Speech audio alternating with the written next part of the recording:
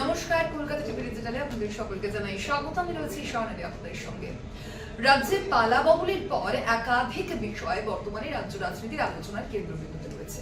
তবে তার পাশাপাশি অন্নপূর্ণা যোজনা এই যে বিষয়টি রয়েছে তাও কিন্তু একের সঙ্গে রাজ্য রাজনীতির আলোচনার একেবারে অন্যতম একটা বিন্দুতে পরিণত হয়েছে। আর সেখানে এই অন্নপূর্ণা যোজনা নিয়েই কিন্তু একটি গুরুত্বপূর্ণ তথ্য আপনাদের সঙ্গে আজকে ভাগ করে নিতে এসেছি এই ভিডিওর মাধ্যমে। এবং সেই যে তথ্য, সেই তথ্যের মাধ্যমে কিন্তু বলাই হচ্ছে যে যদি আপনি একটা ভুল করেন তাহলে কিন্তু আপনার এই যে অন্নপূর্ণা যোজনার টাকা, সেই টাকা হয়তো নাও ঢুকতে পারে। এই একটা আশঙ্কা কিন্তু এর মধ্যেই সৃষ্টি হয়েছে। আমরা দেখেছি বর্তমানে রাজ্য রাজনীতির ক্ষেত্রে পালা বদলের পর অবশ্যই ভারতীয় জনতা পার্টির সরকারের তরফ থেকে একাধিক সামাজিক প্রকল্পের কথা উল্লেখ করা হয়েছে। অবশ্যই বিভিন্ন প্রকল্প আমরা দেখেছি, অন্নপূর্ণা যোজনার মতো যে প্রকল্প, সেই প্রকল্পের মতো আগের যে তৃণমূল সরকারের জমানায় লক্ষ্মীর ভান্ডার ছিল এবং লক্ষ্মীর ভান্ডারের পরে সেখানে কিন্তু অন্নপূর্ণা ভান্ডারের কথা বলা হয়েছিল এবং সেই প্রতিশ্রুতি মতোই অন্নপূর্ণা যোজনার যে টাকা, সেই টাকা ইতিমধ্যেই বহু মহিলার অ্যাকাউন্টে ইতিমধ্যেই ঢুকে পড়েছে। একই সঙ্গে এই যে অন্নপূর্ণা যোজনা নিয়ে কিন্তু একাধিক সমস্যাও সৃষ্টি হচ্ছে অনেকেই আমরা দেখতে পাচ্ছি লক্ষ লক্ষ মানুষ কিন্তু এর জন্য আবেদন করছেন ইতিমধ্যেই। একই সঙ্গে এই অন্নপূর্ণা যোজনার ক্ষেত্রে যে 12 পাতার ফর্মটি রয়েছে, বিশাল একটি ফর্ম, সেই ফর্মটিও কিন্তু পূরণ করতে হচ্ছে। তবে সেখানে একটি ভুল, সেই ভুল কিন্তু আপনার ক্ষেত্রে সমস্যা তৈরি করতে পারে। এই যে অন্নপূর্ণা যোজনার 3000 টাকা, সেই 3000 টাকা হয়তো আপনার অ্যাকাউন্টে নাও ঢুকতে পারে। কি সেই ভুল, অবশ্যই সেটা নিয়ে আলোচনা করব।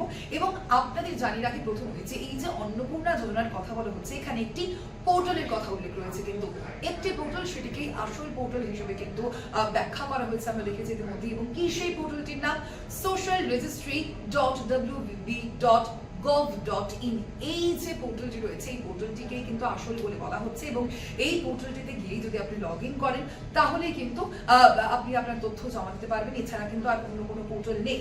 এই অন্নপূর্ণা যোজনা পোর্টালের মাধ্যমে আবেদন করতে হবে আবেদনকারীদের। তবে তার পাশাপাশি আরো বেশ কয়েকটি পোর্টাল আমরা ইতিমধ্যেই দেখতে পাচ্ছি এবং তাদের মধ্যে সব থেকে উল্লেখযোগ্য হচ্ছে socialsecurity.wb.com। এই যে পোর্টালটি রয়েছে, এই পোর্টালটি কিন্তু সরকারি নয়, এটি একটি থার্ড পার্টির পোর্টাল। তাই কারণে আপনারা যদি এখানে আপনাদের কিছু গুরুত্বপূর্ণ তথ্য দিয়ে থাকেন তাহলে কিন্তু আপনাদের ঝুঁকির একটা আশঙ্কা থেকেই যাচ্ছে। আপনাদের সেই যে তথ্য, সেই তথ্য কিন্তু মিসইউজ করা হতে পারে সেই তথ্যগুলিকে নিয়ে, এমনটাই কিন্তু ইতিমধ্যে বলা হচ্ছে। অবশ্যই সেক্ষেত্রে আবারও আপনাদের বলবো যে আসল পোর্টাল ঠিক কোনটি। ইতিমধ্যেই বলা হচ্ছে যে এক্ষেত্রে আসল পোর্টাল socialregistry.wb.gov.in।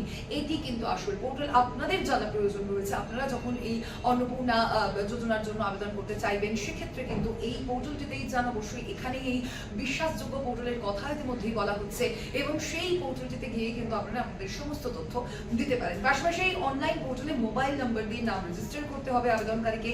12 পাতার ফর্ম ফিল আপ হয়ে গেলে ফর্ম স্ক্যান করে পোর্টালে ফের আপলোড করতে হবে।